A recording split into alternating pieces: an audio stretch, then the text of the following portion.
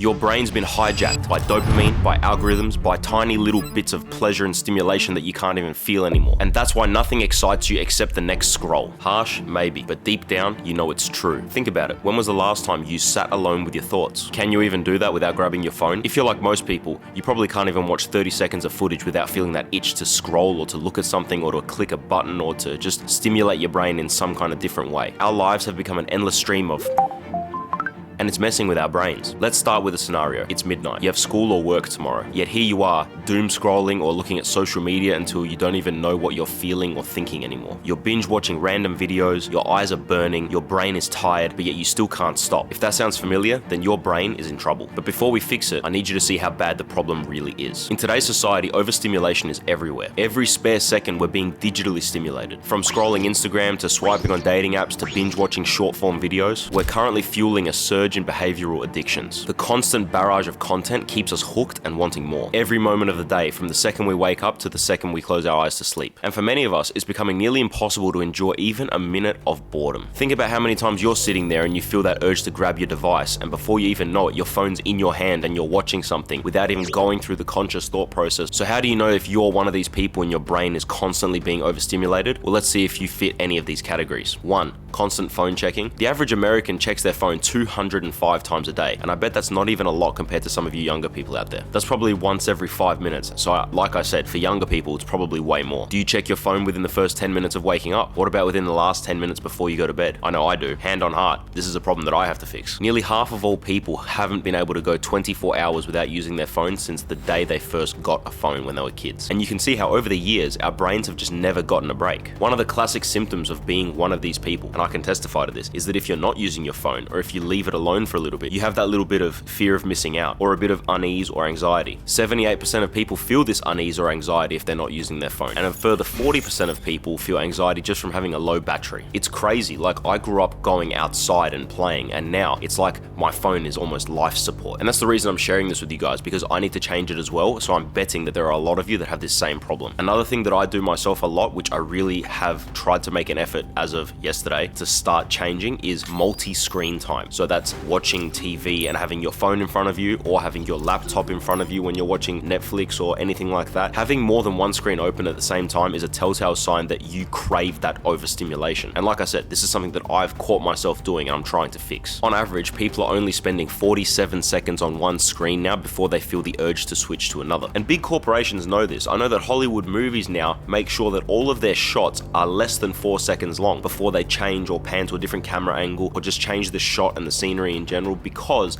people's brains need that constant stimulation. If there's a shot for more than 4 seconds, technically people are going to think it's boring. And not only that, I know that a lot of people, myself included, listen to long form content like podcasts at an increased speed, whether that's 1.25 times quicker, 1.5 times quicker. I mean, I know someone who told me that they couldn't use TikTok unless it was playing at 2 times speed, which I think is ridiculous. Like, that's when you know you need help. I mean, ironically, you might even be watching this video sped up, which proves my point. So if any of these are you, then yes, you're overstimulated. Your brain has been trained to crave constant novelty and input. Every waking moment, whether that's waiting in line, waiting at a red light, in a room with people you don't know, you just have that urge to check your phone so you can feel that connection to the world around us, I guess. Like, otherwise you'll feel isolated or you won't know what's going on, and then that fear of missing out kicks in again. It's the same thing. So how do we even get here? Our brains haven't broken down on their own. They've been hacked. And the way this happens is all these apps, technologies, and services have hijacked our brain's natural reward system. In simple terms, our brains run on a chemical called dopamine. It's the main feel-good neurotransmitter. Whenever you experience something new, novel, or pleasurable, your brain releases dopamine and then you feel good. In ancient times, that would have been finding food, building a shelter, starting a fire, but now it's a new video on TikTok, a notification on your phone, little red bubble next to the apps on your home screen that show that you've got an unread message. This is something that the brains of our ancestors never knew. And the companies that have made all these devices, apps, and services know exactly what they're doing. All of these apps, websites, streaming services are engineered to keep you using them, because the more you use them, the more they can serve you with ads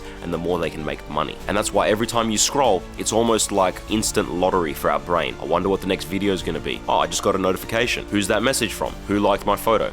So you see what I mean? Every like, every click, every ding that you hear on your phone, it gives you that tiny little rush. And this is the same pathway of our brain that gets stimulated in like drug addicts and stuff. When they take meth and heroin, it's the same thing. They get that hit of dopamine. That's why it's so hard to stop, and that's why it's so easy to feel bored whenever you take down the stimulation just a little bit. Like when you go for a walk, or even watching a movie on your TV on Netflix without using your phone. That has now suddenly become boring. And the worst part is, the more you binge on all of this stimulation, the more your brain has to compensate by turning down the dopamine release filter, which means you're gonna crave more and more and more just to get that same dopamine hit. This is called downregulation, where your brain's turning down the dopamine response in a reaction to the same stimuli, which means you're reducing your ability to feel pleasure from the same everyday things. Therefore, you're going to be reduced into a chronically low dopamine state unless you get that constant flood of stimulation from your phone. And that's why nothing feels interesting enough anymore. Can you go for a walk without your phone? Can you watch a movie without your phone? Can you speak to someone without your phone? I'm not gonna lie, it's challenging. Even for me, I found myself checking my phone and then my brain switches and I'm like, how did I even get here? And so the more we keep chasing this constant high, the less we're able to enjoy anything at all. And then at the end of all this, have you ever noticed how you feel like crap after a marathon session of doom scrolling and binge watching short form videos? There's a reason, because after our brain has released all of this dopamine and we've had that high, it swings hard the other direction. And then we get like a chemical low or a crash even. Same thing with sugar, same thing with drugs. It's all the same pathway in our brain. The problem is when we feel this chemical low and this crash, what do? We grab our phone again. And there you have the vicious cycle. So if you do this for enough months and years on end, it becomes a deeply ingrained habit and it becomes even harder to break that cycle. I know for a lot of people, myself included, at most times, checking your phone feels as natural as breathing. And it's pretty bad when you think about it. These companies have trained us to be addicted to distraction. And because we're social creatures, we're not just addicted to the content itself, but it's also the social validation that we get through these apps as well. And that's what I meant before with the notifications, messages, and likes. We crave the validation that these apps give us. And so what they've done is, these companies that have made these apps have basically turned social interaction into a drug. Our natural need to connect with others has now been turned into an impulsive, binging, addictive behavior. That's why we crave that next message, that next like, that next notification. And it's also about novelty. It's also about things that are new. That's why we keep scrolling. I wonder what the next video is. I have to scroll a little bit more. Maybe just one more video. Maybe just 5 more minutes on TikTok. Maybe just 5 more minutes of Instagram. It's all the same thing. We're craving that new bit of stimulation because that unknown makes us curious and we have to figure out what that is. Otherwise, our brain will crash back into that chemical low that I talked about earlier. So basically, your attention span is getting shorter and your brain is now hooked. And it's not because you're lazy and it's not because it's your fault. Well, it kind of is, but it's not your doing solely because these companies, like I said before, are doing it to us on purpose. They've turned this into a digital slot machine that we carry everywhere with us. And the other thing that I will touch on briefly is that all of these distractions will slow you down from whatever it is you want to achieve in life. But that is a topic for another video. So to summarize what this is doing to us, shortening our attention span,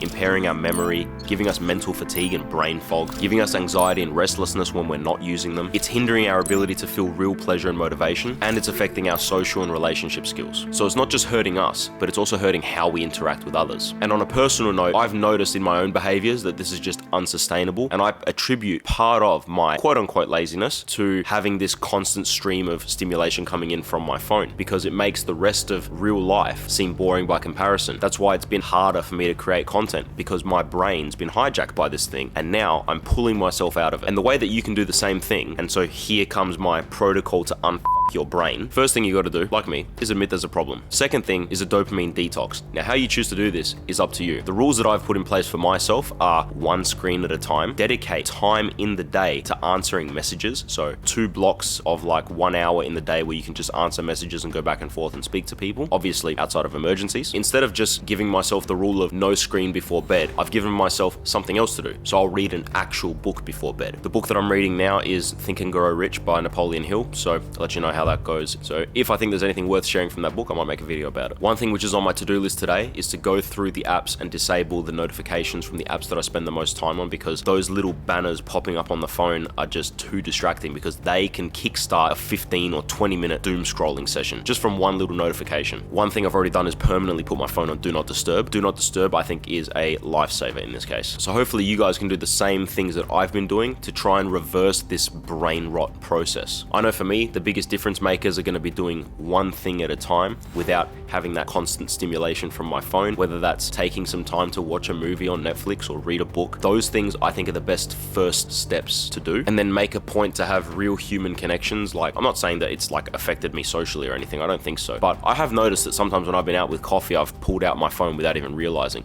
So that's something that I'm trying to be conscious of, and hopefully you guys can do the same thing too. But the point I'm trying to make with all this, whilst this is the age we live in now, you still have a choice. You can take back control of your own brain. You can decide to watch a movie on Netflix and not have your phone or laptop open at the same time. You can decide to read a book before bed instead of doom scrolling before bed. You can decide to go for a walk in the morning and not have your phone with you. And I just want to imagine the benefits of doing this, because I know for me personally, the benefits would be I can make more YouTube videos because my attention span is longer and I can focus better. You might be able to focus on some tasks or things that you've wanted to do, but you've put them aside and you've always tried to convince yourself, maybe I'll do it next week, but you never got around to it. Maybe you might actually do those things. Sometimes you can trigger mass productivity and a jump start and a reset in your routine just by sitting and being bored for a bit. Like, the idea for this video came because the day before I had to fly back from Greece to Australia this week, I just sat for 30 minutes and didn't use my phone or anything. And then I came up with this video idea. And the boredom itself allowed my brain to get into the state of, no, that's it, I'm gonna make a video now. If you're constantly stimulated, you're not craving that sense of achievement because your doom scrolling is giving it to you. But I digress. Our attention is our most valuable asset. We are the product now. That's how all these companies are making money off us. And the world will still be there if you don't check your phone every 5 minutes. And in fact, if you stop checking your phone like I'm trying to, you might actually start to experience the world in a different and better way. The way that we used to 5 to 10 years ago. The sky will look prettier, the air will be cleaner, depending on where you live. Food will taste better. You might enjoy a good conversation or a good workout even more than you have been since you've been so overstimulated. You might actually remember what it's like to feel joy again, the way that real humans used to, I guess, 10 years ago. So guys, hopefully you enjoyed this video as much as I did making it. Hopefully I've given you something you can take away and apply into your own life. I'm so glad to be making videos for you guys again, and I feel like this is the start of something great, and I hope that you guys can follow suit and basically unfuck your own brain as well and do whatever you wanted to do but you've been putting off for ages. Take care, like, subscribe, I'll catch you in the next one.